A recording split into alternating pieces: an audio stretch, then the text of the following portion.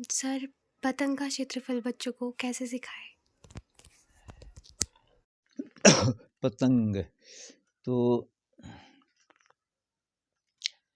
पतंग होता है, ये जो पतंग हम उड़ाते हैं लगभग उसी शक्ल का।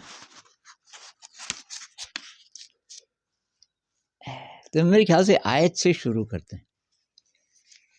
आयत से अगर हम शुरू करेंगे तो बच्चों को ज़्यादा समझ आएगा। तो मैं ये आयत है, ये शीट आयताकार है। तो इसका क्षेत्रफल हमको पता ही है, वो होता है लंबाई गुणा चौड़ाई। अब मैं लंबाई और चौड़ाई को थोड़ा कलर कोड कर देता हूँ। तो लंबाई को मैं कर रहा हूँ लाल, लंबाई को मैं लाल कर रहा हूँ दोनों तरफ, क्योंकि हो सकता है हमें नहीं पता कौन सी साइड किधर जाएगी, दोनों तरफ कर देते हैं। तो ये तो है साहब इसकी लंबाई, लंबाई है लाल और चौड़ाई है नीली। तो इसका क्षेत्रफल हुआ लाल गुणा नीला, इसका क्षेत्रफल हुआ लाल गुणा नीला।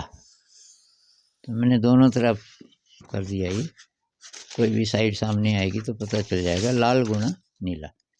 तो ये हमें याद रखना है कि लाल इसकी लंबाई है, इसकी लंबाई लाल है और नीली इसकी चौड़ाई है, क्योंकि इसकी हमें ज़रूरत पड़ेगी। अब इस आयत को मैंने यहाँ पे फोल्ड किया और इतने इतने को मैं काट रहा हूँ, इतने को मैं काट रहा हूँ। एक तरीके से दो आयत बन गए, एक ज़रा बड़ा एक ज़रा छोटा। और इसको काटने के बाद प्रत्येक के मैं दो त्रिभुज बना रहा हूँ, प्रत्येक को दो त्रिभुजों में बांट रहा हूँ। तो दो त्रिभुज इसके बन जाएंगे और दो त्रिभुज इसके बन जाएंगे। इनके विकर्णों से मैं इनको काटने वाला हूँ। तो ये मैं इधर से काट रहा हूँ। तो ये जो छोटा पीस था, छोटा आयत, दो तो बन गए त्रिभुज इसके, समकोण त्रिभुज, और दो समकोण त्रिभुज बन गए इसके। तो इस प्रकार से ये चार समकोण त्रिभुज बन गए। और इनको अगर मैं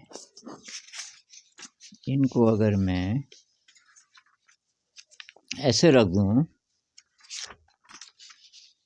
इनको अगर मैं ऐसे रख दूं,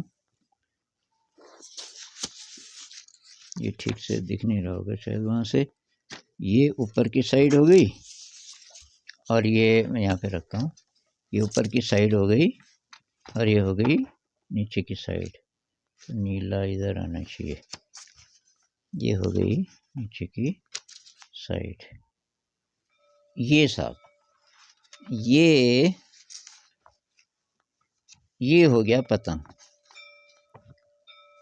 ये हो गया पतंग। इस पे रखूं, इस पे रखता हूँ। तो ये हो गया साहब आपका पतंग।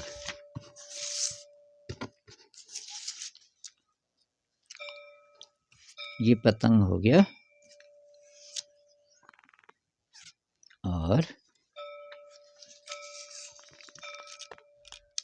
इसको नाम दे देते हैं, इसको नाम दे देते हैं। ये दिखाई दे रहा है, तो इसको नाम दे देते हैं ABCD। ये जो कोना है इसका, इसको A बोल देते हैं, इस कोने को B बोल देते हैं, नहीं सॉरी, तब B तो यहाँ आएगा, सिस्टमेटिकली नाम होना चाहिए AB, तो ये C आएगा, C और ये आएगा D, ABC और ये आएगा आपका D, ये D आएगा साहब। तो अब आप देखिए कि ये अब चारों का क्षेत्रफल उतना ही होना चाहिए जितना कि आयत का क्षेत्रफल था। आयत का क्षेत्रफल था लाल गुणा नीला। अब लाल तो ये जो डायगोनल है इसका विकर्ण है, ये पूरा लाल है यहाँ से लेके यहाँ तक। जो हमने एक के दो बनाए थे तो दूसरे का लाल इधर है, तो इसको हम इधर से देख लें चाहे दूसरी साइड से देख लें, वो जो लाल वाली धारी है वो ये इधर से भी आप देखोगे तो लाल ही है।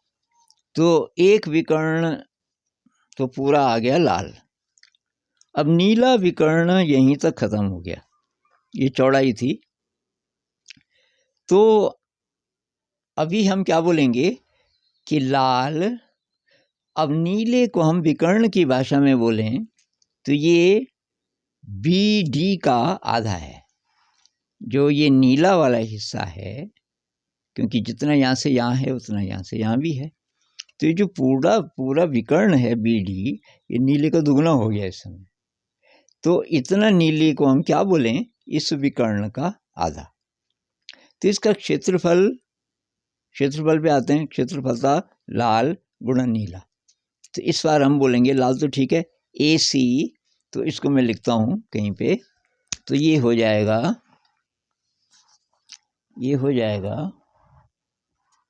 एक और कागज कहाँ गया, ये हो जाएगा AC, इसी में लिख देता हूँ मैं,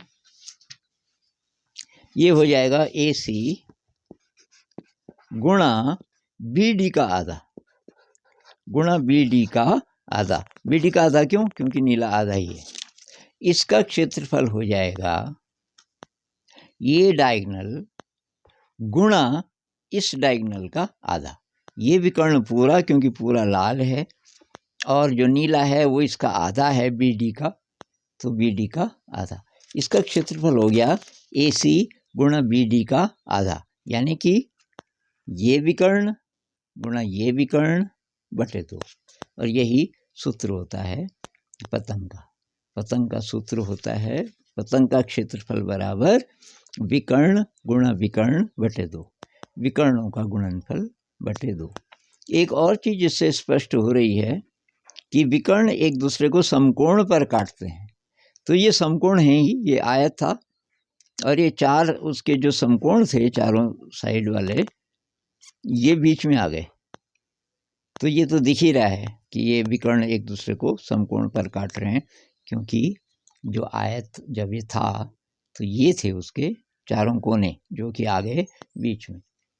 तो दो चीज़ें स्पष्ट हो रही हैं, एक तो ये कि विकर्ण एक दूसरे को समकोण पे काटते हैं, और दूसरी बात इसका जो सूत्र है विकर्णों का गुणनफल बटे 2, वो भी साफ पता चल रहा है। कई बच्चे बोलते हैं कि ये बटे 2 कहाँ से आया, कि बटे 2 भाई यहाँ से तो पता चल रहा है ना, नीला आधा ही रह गया।